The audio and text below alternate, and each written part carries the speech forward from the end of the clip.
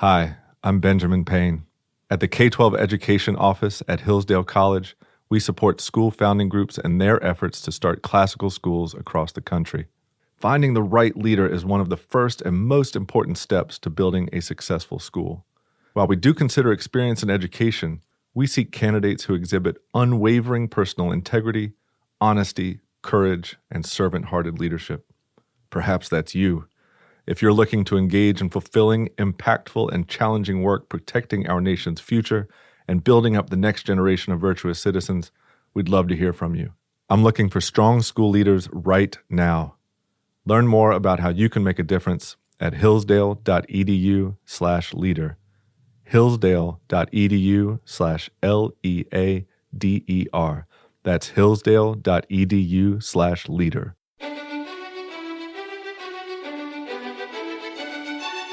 Welcome to the Hillsdale College K-12 Classical Education Podcast, bringing you insight into classical education and its unique emphasis on human virtue and moral character, responsible citizenship, content-rich curricula, and teacher-led classrooms. Now your host, Scot Bertram.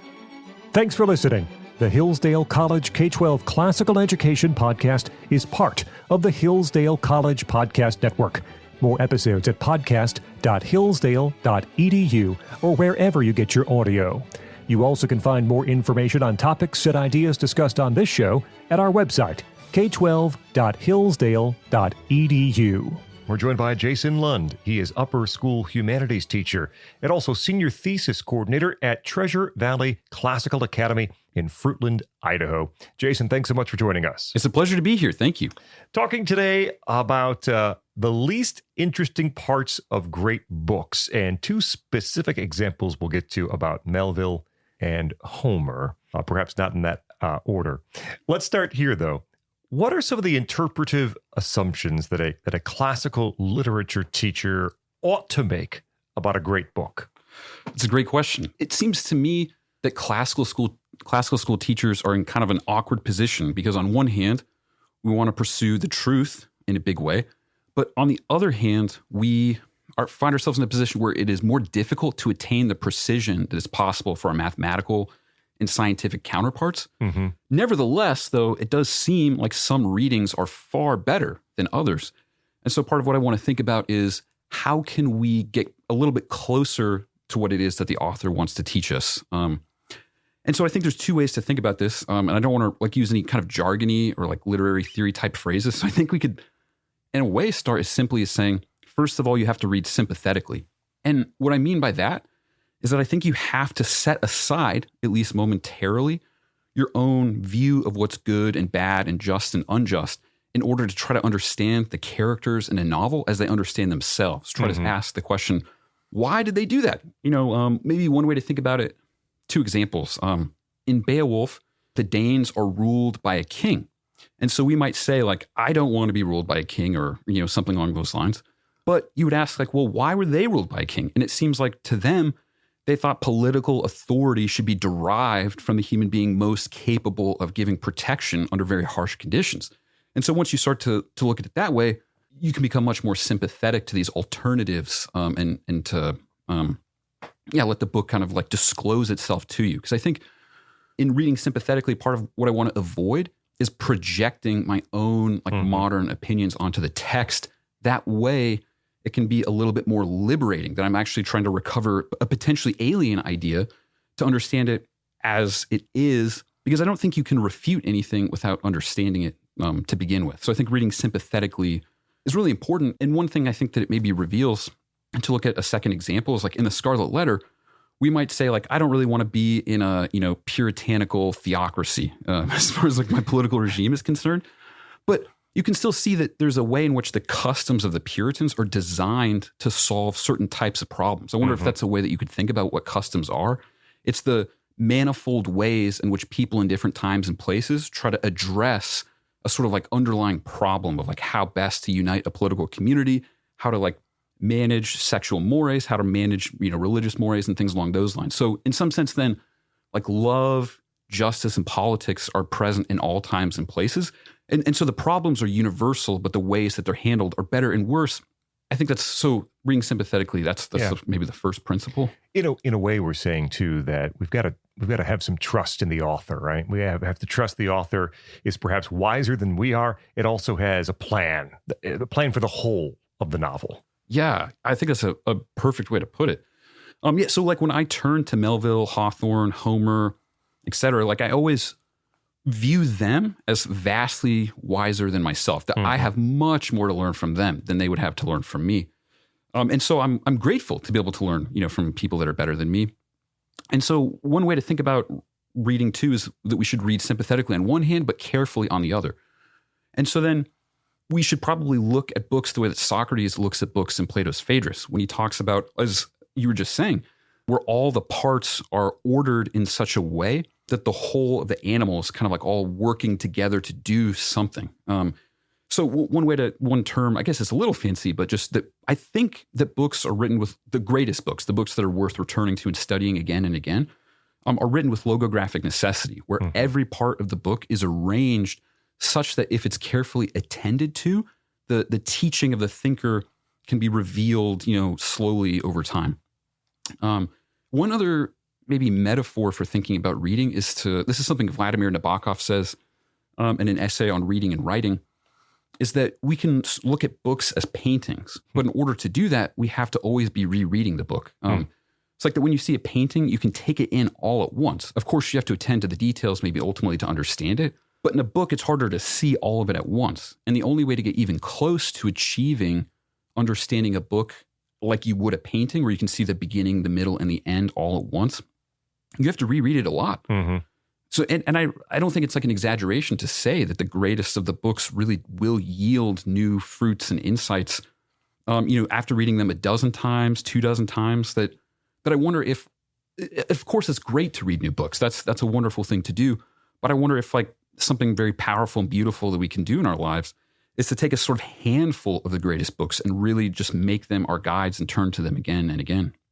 Now, that approach, those assumptions might be difficult or unhelpful to maintain, or unhelpful when we get to the most difficult parts of a novel, or the ones that appear on their face to be boring parts of great books. And you've got two test cases for us to speak of today. First, from Homer's Iliad, the catalog of ships. So set this up for us, please. Yeah. So it seems like there's these parts of books that if Socrates is saying the books are like animals, it seems like some parts of the books are like these like bloated appendixes that are sort of just disgusting and need to be surgically removed and set aside and avoided, never assigned to read. And so, the catalog of ships in Homer, it takes place in book 2 of the Iliad. And more or less, you hear about all the kings of all the different Greek cities that have united to go across the sea to the Trojans to recover Helen, who was stolen from Menelaus by Paris. And so at first, this really does look horribly boring. It just looks like it's a list, so now you know everybody who went or something like that. And so it's even the first time that I read the Iliad, it wasn't assigned to me. So this is only years later that I'd even read this passage, then found it boring. And then when teaching it, there's something kind of lovely about having to teach a book, because if you're reading a book as a student, you can like say, I understand this part and that part, but I'll let the teacher explain that other part. But as the teacher, there's this, intense pressure to actually be able to say something about everything. Right. And so I think then if you look at the catalog of ships, I took some guidance from the Greek historian Thucydides, who points us to the catalog of ships. He thinks it's a very revealing part of the text. So Thucydides thinks, or seems to imply, that rather than the Greeks showing up to retrieve Helen, that's a kind of, beautiful romantic quest in a way, really they just want to take all the good things that the Trojans have because they're more powerful. And the Agamemnon and Menelaus have the most ships of all. So if you count up the ships, as far as I can tell, there's 1,186. And Agamemnon and Menelaus, these two brothers, have sway over approximately 220 of the ships, and that makes up for about a sixth of the ships. So if the other Greeks wanted to resist them, it would take incredible coordination on their parts, amongst, maybe like a dozen of them or something, if you wanted to have overwhelming force against them.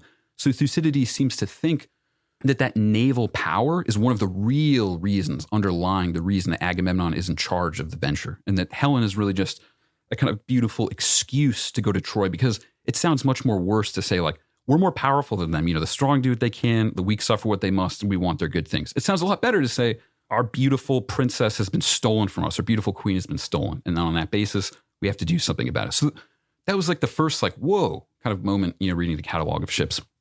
Maybe just one other kind of example from the catalog of ships is Nestor. He's the king of Pylos, but it says that he's ruling over several other cities. Mm-hmm. One of the cities is called Dorian, and there's this man named Tamaris. Tamaris, it's said in the catalog of ships, thought that he could outsing the Muses. And this is a big claim to make, and the Muses were not very happy about this claim. And so part of what they did is that they maim him, they remove his capacity to sing, and then eventually they make him sort of like remove his memory altogether. And I think this is kind of interesting because maybe Nestor and Homer themselves learned a lesson from Tamaris. Like Homer at the beginning of this section, he is like, the Muses are going to tell us about this amount of human beings. Like it's far too many human beings for human reason on its own to recover, and thus the Muses have to be invoked. So too, Nestor, I think he's a character who strikes us as very boring and blustering, that he's always referring to ancestral things and sacred things.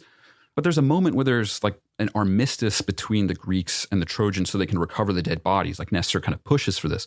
And so he's like, okay, it's very important that we do the sacred duty and recover the bodies. And he speaks for a long time. And then at the end of his speech, he says, and we should build a wall. So in other words, I guess like it seems like Nestor really wants to attend to the things that Tamaris failed to attend to and, hubristically saying that he doesn't need the Muses. Nevertheless, Nestor never loses sight of necessity. And I wasn't really clued into Nestor being that clever of a character until I saw this thing in the catalog of ships. Yeah. Is there also something here with themes of glory and themes of heroism that when we see this list, this catalog of ships, that we understand that to be named like that is to be remembered? I mean, you're hundreds of years. This is still around. These people, these ships. Right. Yeah, it seems one of the principal concerns of the Homeric Greeks was to win kleos, which is to say undying fame, so that your name will ring in the minds of human beings forever after, for as long as human beings are around. And it seems like the catalog of ships serves that purpose in a big way. And one of the Latin teachers here at the classical conference informed me that there's kind of a famous old Latin translation of the Iliad that cuts out many parts of the Iliad. So it's a sort of like abridged Latin translation of the Greek. However, one of the things that's kept word for word is the catalog of ships. So in other words, maybe that ancient translator understood precisely what you're pointing to. Yeah. That's what this was for, and that was very important.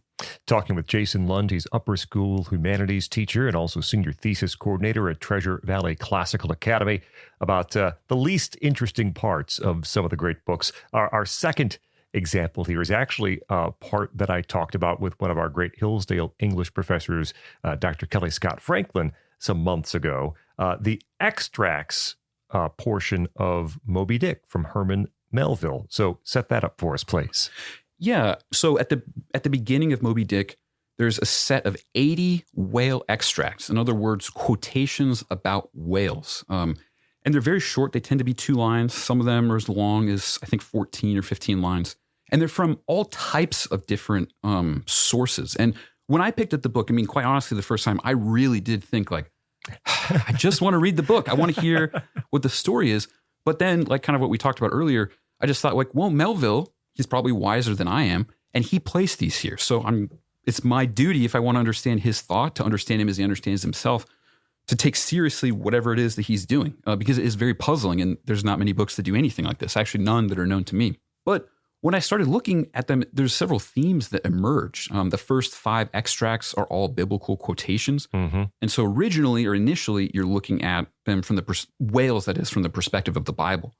Then you sort of look at whales from the perspective of like sort of more primitive or like, I guess, lower technologically advanced, people in a way who are very afraid of the whales. And so then they strike fear into the hearts of men. And there's a kind of development where you sort of see whales viewed as economic opportunities. Mm-hmm. To put it crassly, in a way, they almost start to look like floating gas stations, from which you can extract wealth and resources. You also see them examined like historically. You see statements from statesmen like Jefferson and Burke. So you look at whales from like a political standpoint, like whose whale is this? Which nation gets access to this part of the sea? Who can rightfully claim to have the whale? They become opportunities to win honor. And you sort of start to see as the extracts move on. Oh, and of course, like scientifically, in a big way, that there's a lot of extracts like that. But that from a bird's eye view, You sort of see whales. You sort of see a picture of all of human history contained within 80 paragraphs. Mm-hmm. I just couldn't believe that you could accomplish something so incredible with just quotations in a way. And maybe to add something to that, the first quotation is from the book of Genesis. The final quotation, number 80, is just said to be a whale song, but it more or less says, might makes right in the sea, referring to whales. And that struck me as maybe like, in a way, two different fundamental ways that you could see the cosmos itself structured. On one hand, there could be a loving creator to which we owe, obedience, who's wise and good. That's one possibility. That's the possibility that I hope is true. But on the other hand, there could just be naked force that rules everything, and there's nothing else besides that. And so then just the extracts themselves sort of like open up this question of the existence of God or non-existence of God. And this kind of like reflects the way that Ishmael, the narrator of Moby Dick, kind of like proceeds in his questioning, because he sort of looks at the world from four different standpoints. Early in the book in chapter 1, he talks about having a New Testament perspective. Later, he talks about when he's up on the masthead, a kind of Platonist or philosophical perspective. Then after he almost dies in like a sort of least likely case of, danger, he kind of adopts a desperado perspective, a kind of nihilistic perspective where the universe is kind of playing a big joke on you. And he ends up settling at the end of the book on something like fate. So at any rate, then, the kind of cosmological investigation present within the extracts is also carried out in the book. And you sort of see almost all of the books from the extracts get mentioned throughout all of Moby Dick. So it really sets you up to understand the book as a whole in a big way, if you're willing to carefully attend to it. Yes, this gives us great perspective that the whale is universal. All times, all literature, all genres of human thought can center around the whale. And it gives us perspective as to what we will read later on in that novel. Right. Yeah. And it sort of shows that like the whale just on its own, you wouldn't think of a whale as a portal into all of the fundamental questions, but the whale is. And I think that's a way that you can think about the great books in general, which is why there's a temptation to want to read all of them, to make a big list and check them all off. But it seems to me that every great book, and the one that maybe speaks to you the most, is probably going to be a portal into all of the fundamental questions. Mm-hmm. We started by talking about these interpretive assumptions that a teacher ought to make. If you are just a reader of one of these great books and you get to a portion and you're starting to question, you say, this is boring. Why would I want to read this? What are there specific questions that we should ask ourselves when we get to these portions? Yeah, I think just asking the question, why did the author put this here? And I know that's like such a kind of basic question, but I think maybe we don't always ask that. We sort of think like, why isn't the action picking up or something like that? And I also think the sections of books that are like this are the reason why you can't just get like an AI summary, or something like that of the books. That I wonder if Melville intends on occasion to induce intentionally frustration within the reader, because the other character, Ahab, really wants to get to the bottom of reality. He wants to kill this whale to sort of like attack the capriciousness and injustice of the world. That maybe if he can kill this whale, he can, set the world aright, at least for himself. But there's a way in which maybe Ahab wants to force the world into like his own image in some sense. Whereas maybe Ishmael is more open to letting the world reveal itself as it is. And I think that kind of like frustration is also a frustration that can just teach us about reading in general, just to like let the book reveal itself. And also, I think there's no shame in admitting that you don't understand a part of a book. Like sometimes, like I'm reading The Brothers Karamazov right now, and I've never read it before. I'm going to teach it next year, so I have to like, really prepare it over the summer. And my thinking is I'm going to do a really fast read of it, like as fast as possible. So then I have like the beginning, the middle, and the end in view, and then start it over and approach it much more slowly after that. And so I think it's okay just to bypass a part. And if the book, you think that there's something there that you don't quite have hold of, just returning to it and seeing if like that second read makes things more clear. Jason Lund is upper school humanities teacher and senior thesis coordinator at Treasure Valley Classical Academy in Fruitland, Idaho, talking today, making it interesting, the least interesting parts of great books, Melville and Homer specifically. Jason, thanks so much for joining us here on the Hillsdale College K-12 Classical Education Podcast. It's been a pleasure. Thanks so much. I'm Scot Bertram. We invite you to like us on Facebook. Search for Hillsdale College K-12 Classical Education. You also can follow us on Instagram at Hillsdale_K-12. That's Hillsdale_K12 on Instagram. Thank you for listening to the Hillsdale College K-12 Classical Education Podcast, part of the Hillsdale College Podcast Network. More at podcast.hillsdale.edu or wherever you get your audio.